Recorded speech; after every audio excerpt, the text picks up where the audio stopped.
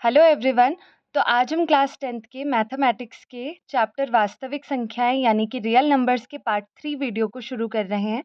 और आज इस वीडियो में हम सीखने वाले हैं परिमेय संख्या के टाइप 2 के बारे में, यानी कि उससे रिलेटेड क्वेश्चन और अंकगणित के आधारभूत प्रमेय से रिलेटेड कुछ क्वेश्चन हम करेंगे जो एग्जाम रिलेटेड हैं, बहुत इंपॉर्टेंट है।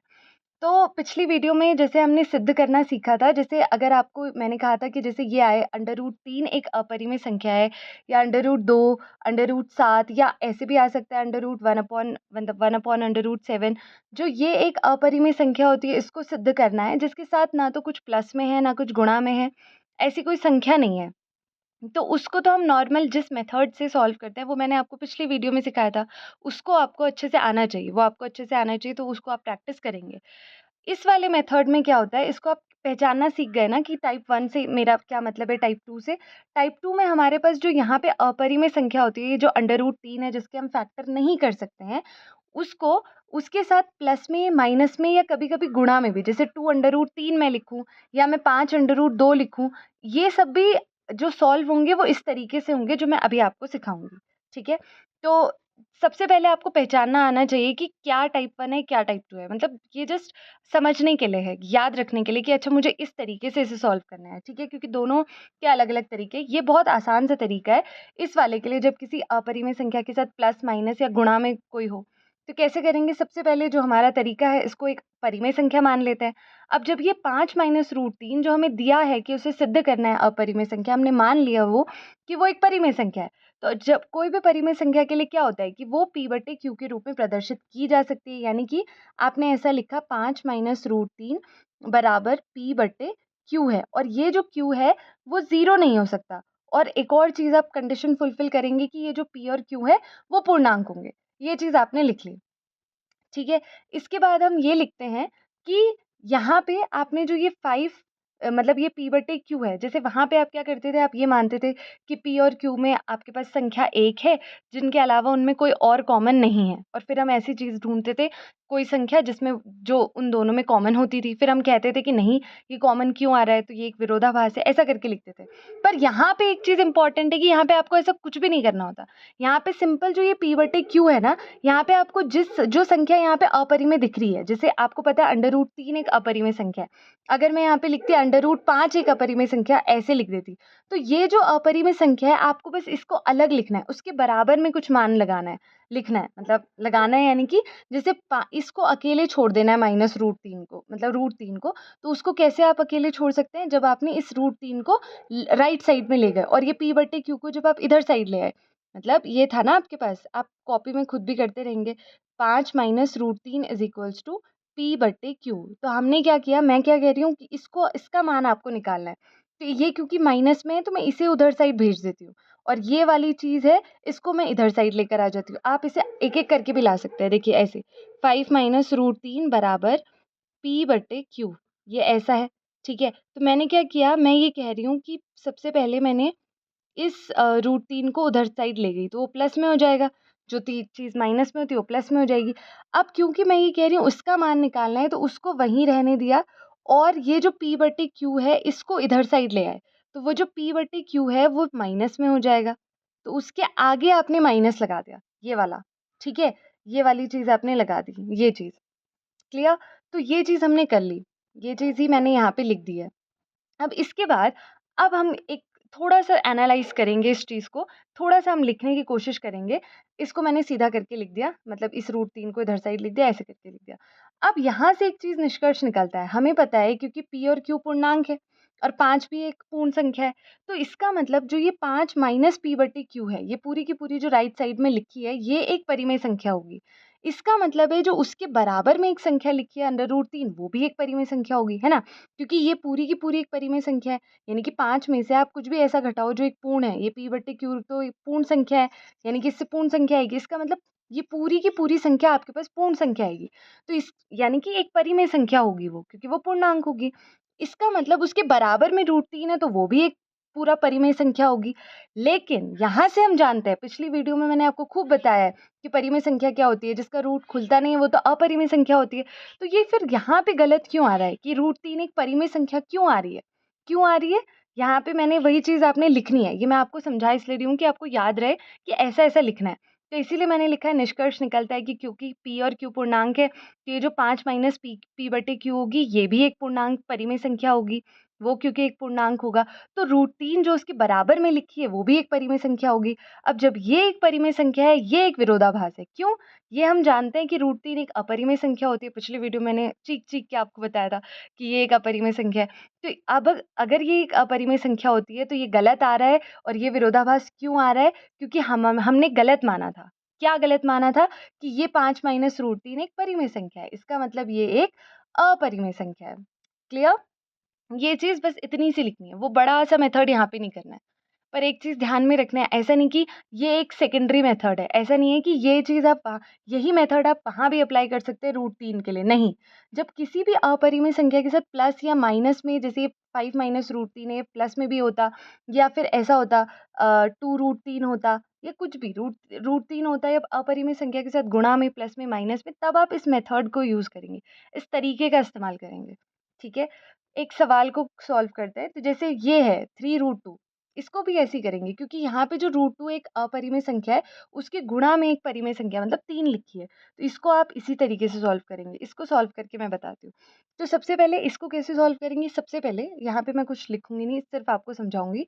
तो आप कॉपी पेन लेके चलिएगा और आप खुद करेंगे। वीडियो को पॉज़ करते रहिएगा बीच-बीच में और करते रहिएगा, समझते हुए। तो 3√2 एक अपरिमेय संख्या है। सबसे पहले आप मान लीजिए कि माना ये जो √3/3 है, ये एक परिमेय संख्या है। अब जब ये एक परिमेय संख्या है तो आप इसे क्या लिख सकते हैं? P/Q लिख सकते हैं। यानी कि जो Q है वो इज़ नॉट इक्वल्स टू 0 है, ठीक है? और जो P और Q है वो पूर्णांक है।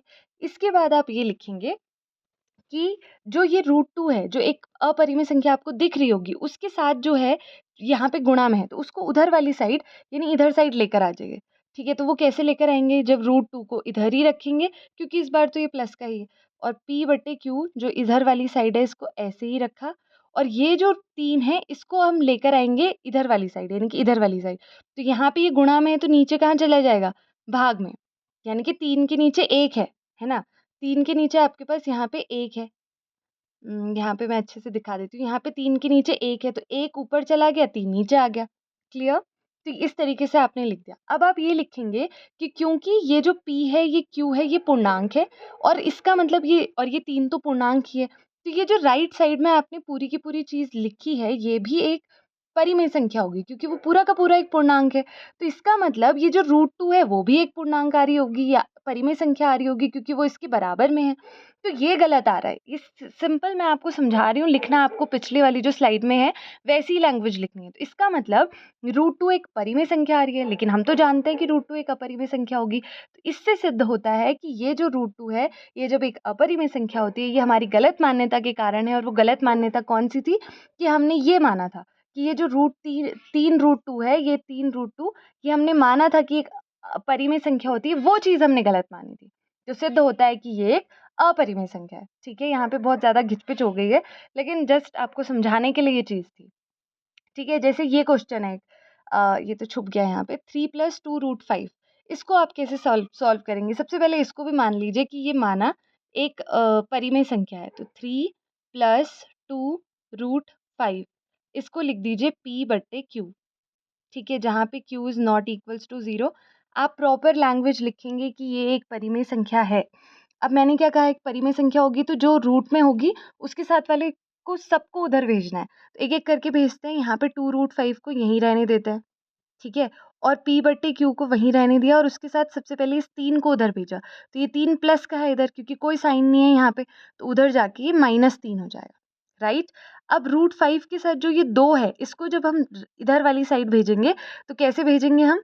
इसको हम किस तरीके से भेजेंगे?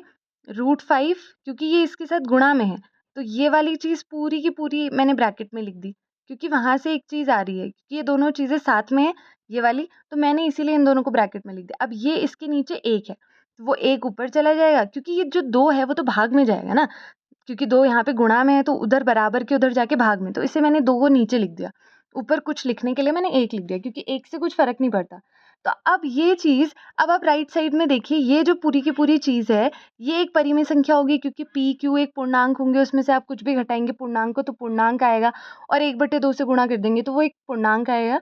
यानी कि मतलब पूर्णांक कहने का मतलब एक परिमेय संख्या है ये। पूर्णांक तो शायद 1/2 आप लिख रहे हैं तो ना भी आए, लेकिन एक परिमेय संख्या है ये, है ना, क्योंकि पी क्यू पूर्णांक है।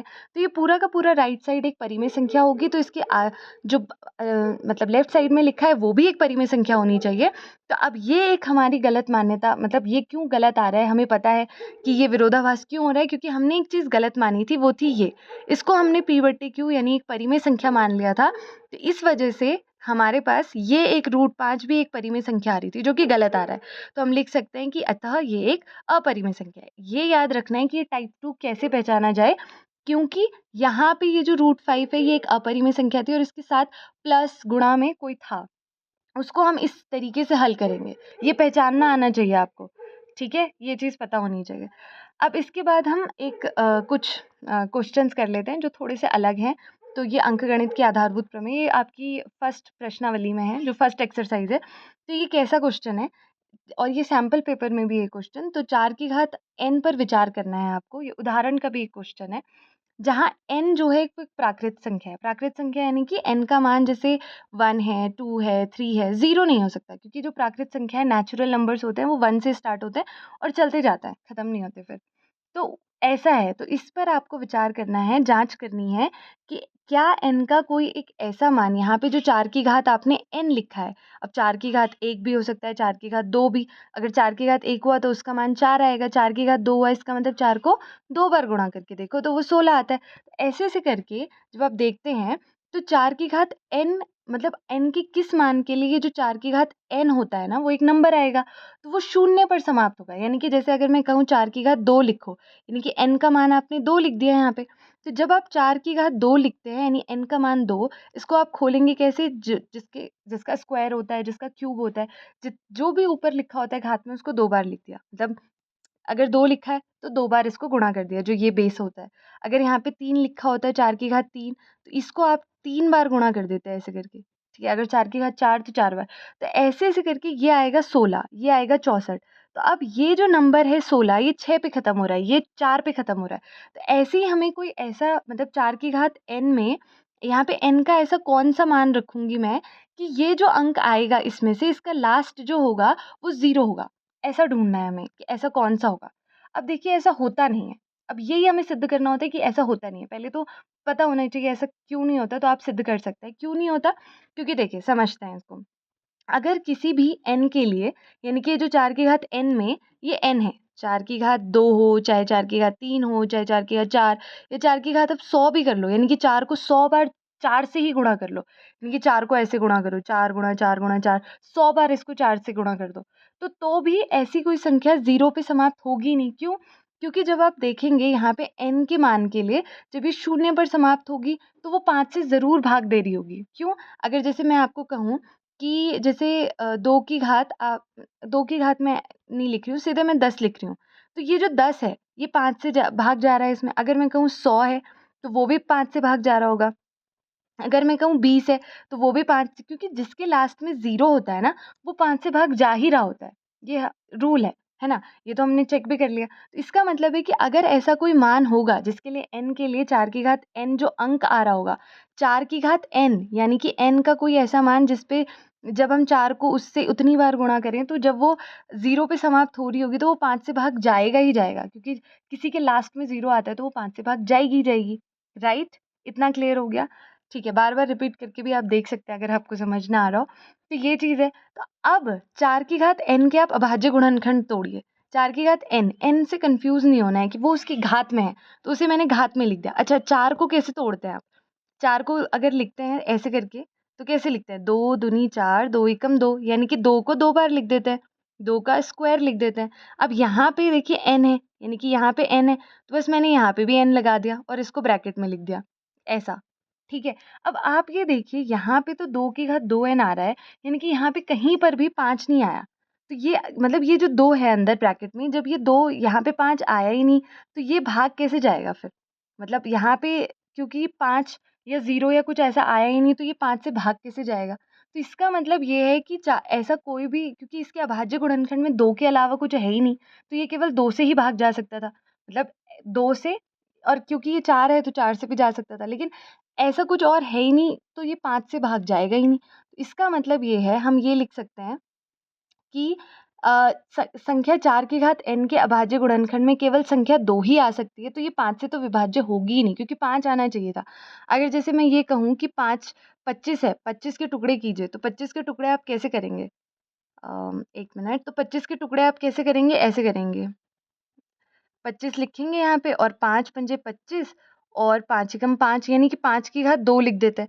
तो अगर मैं आपसे पूछूं कि इसमें 5 का भाग जाएगा कि नहीं, आप बोल देंगे जाएगा, क्योंकि 5 की घात 2 लिखने में 5 गुणा 5 हुआ होगा, उसमें 5 आता है। लेकिन यहाँ पे तो 2 ही आ रहा है ना केवल इसमें, इसके अभाज्य गुणनखंड में। तो इसका मतलब ये 5 से भाग नहीं जाएगा, और हमने 4 की घात n पर विचार कर लिया कि ऐसा कुछ होगा ही नहीं, ऐसा n का कोई मान होगा ही नहीं जिसके लिए जो ये पूरी 4 की घात n संख्या होगी ना, ये वाली, ये n का किसी भी मान के लिए 0 पे समाप्त नहीं होगी। तो हमने लास्ट में बस यही लिख देना है, ठीक है। जस्ट आपको समझाने के लिए मैं इतना बड़ा बड़ा समझा रही हूँ, वरना लिखना तो आंसर केवल ऐसे ही लिखना है, जो मैंने ये 4-5 लाइनें लिखी हैं, बस आंसर यही लिखना है इस वाले क्वेश्चन में, तो समझ के लिखना है, इसीलिए मैं समझा रही हूँ आपको, ठीक है। एक और क्वेश्चन इसी तरीके का करते हैं, ये सेम क्वेश्चन आपकी प्रश्नावली में आपको मिलेगा। जांच करनी है कि क्या n का कोई मान हो सकता है इस 6 की घात n के लिए। देखिए 6 की घात n लिखा है, कि ये जो 6 की घात n पूरा का पूरा नंबर आएगा। जैसे अगर 6 की घात 2 लिखते हैं, 6 की घात 1 लिखते हैं, तो कितना आता है? 6 छिंग, मतलब 6 की घात 2 को ऐसे सॉल्व करेंगे ना, जो अगर यहाँ पे 2 है तो उसी को दो बार गुणा कीजिए। अगर यहाँ पे मान लिया 3 लिख रही हूँ मैं, तो 6 को 3 बार 6 से ही गुणा कीजिए। तो इससे तो खैर 36 आता है, इससे 216 आता है, ठीक है। तो इसमें लास्ट में देखिए, मतलब ये जो पूरा ये 6 की, इसका मतलब 6 की घात n में n की कोई भी वैल्यू होगी तो वो भी तो एक अंक ही आएगा ना, जैसे ये 36 आया, ये 216 आया, तो इसके लास्ट में देखिए 6 आ रहा है, इसके लास्ट में 6 आ रहा है। तो हमें ऐसा ढूंढना है n का मान जिसकी लास्ट में 0 आए, जब इसको सॉल्व करें लास्ट में 0 होना चाहिए। तो जैसा पिछला वाला क्वेश्चन था, हम सेम ऐसे ही करेंगे, हम इसके अभाज्य गुणनखंड ढूंढेंगे। तो कैसे? अच्छा 1 मिनट, ये नेक्स्ट क्वेश्चन है, तो इसे मैं यहीं पर समझाती हूँ। तो आप 6 के अभाज्य गुणनखंड ढूंढेंगे, तो 2 तियाँ 6, 3 एकम 3, तो आप लिखेंगे 2 गुणा 3, राइट, और उसको n लिखेंगे ऐसे, ये अभाज्य गुणनखंड है। तो अब इसमें कहीं पर भी ऐसा नहीं है कि 5 आ रहा हो, क्योंकि 0 पर समाप्त हो रही है तो 5 से भाग जाएगा। जैसे मैंने पीछे समझाया कि किसी भी संख्या के लास्ट में, जैसे अगर मैं 50 लिखूं तो वो 5 से भाग जाती है, 5 धाम 50 कर देते हैं आप, ठीक है। अगर मैं किसी संख्या के लिए 10 लिखूं तो वो 5 से भाग चल जाती है, 5 दूनी 10। 100 लिखूं तो उसके लास्ट में 0 है, इसलिए वो भाग चला जाता है ना। तो इसीलिए इस संख्या के लास्ट में तो देखिए आप क्या है, इस संख्या के लास्ट में बोल रही हूँ मैं, लास्ट तो अभी मिला ही नहीं, तो 2 और 3, 5, मतलब 5 है ही नहीं, तो इसका मतलब आप ध्यान से देखिए ना, तो इसमें 0 है ना तो 5 है, तो इसका मतलब अगर ये 0 पे समाप्त ही नहीं हो सकती जब इसमें 5 से भाग ही नहीं जा रहा है। इससे हम समझते हैं कि यहाँ पे n का कोई भी ऐसा मान नहीं होगा जिसके लिए कि ये जो 6 की घात n, यानी कि n का आप कोई भी मान यहाँ पे लगाओगे, n प्राकृत संख्या है, 1 2 3 4 5 कुछ भी, तो भी ये जो पूरी पूरी संख्या निकलेगी वो 0 पे कभी एंड होगी ही नहीं, क्योंकि उसका अभाज्य गुणनखंड में 5 नहीं है। और जो 5 है, अगर 5 होता है इसके अभाज्य गुणनखंड में, तो ही तो वो 0 पे समाप्त हो रही होती, तो भाग जाता ही जाता, इसलिए, ठीक है।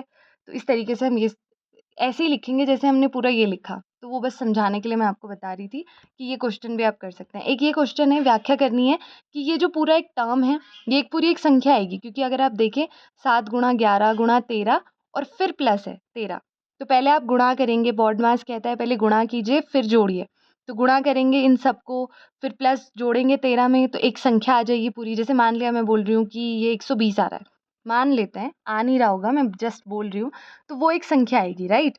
ऐसे ही आप इस पूरे को देखिए, 7 गुणा 6 गुणा 5 गुणा 4 गुणा 3 गुणा 2 गुणा 1 करके, और उसमें 5 जोड़ के, पहले गुणा करेंगे फिर 5 जोड़ के भी एक संख्या आएगी। तो आपको बताना है कि ये भाज्य संख्याएं क्यों है। भाज्य संख्या यानी कि ये अपने पहाड़े में तो आती हैं, दूसरी संख्याओं के पहाड़े में भी आती है, तो ऐसा कैसे है? तो आप देखिए, एक तरीका ये हो सकता है कि आप इनको गुणा करें, जोड़ दें, पर बहुत आसान है। जैसे आप 7 गुणा 11 गुणा 13 प्लस 13 को देखें, थोड़ा लॉजिकल वे में सोचना है हमें, मैं इसको सिर्फ बता रही हूँ आपको, बस ऐसे ही करना है कि अगर आप इस पूरी संख्या को देखें, इस संख्या में आप इस वाले टर्म को देखें, आप जोड़ इनको गुणा करके लिख सकते हैं, या तो फिर आप इसमें जोड़ के भी कर सकते हैं। तो आप देखिए, ये एक पूरा का पूरा टर्म है, ठीक है, और ये एक पूरा का पूरा टर्म है, ठीक है, मैं एक और बार लिखूँगी 7 गुणा 11 गुणा 13 प्लस 13 साफ-साफ। तो ये एक पूरा टर्म है पहला वाला, ये दूसरा टर्म है। तो आपने इसमें भी देखिए 13 कॉमन है, इसमें भी 13 कॉमन है, आपने 13 कॉमन ले लिया, ठीक है?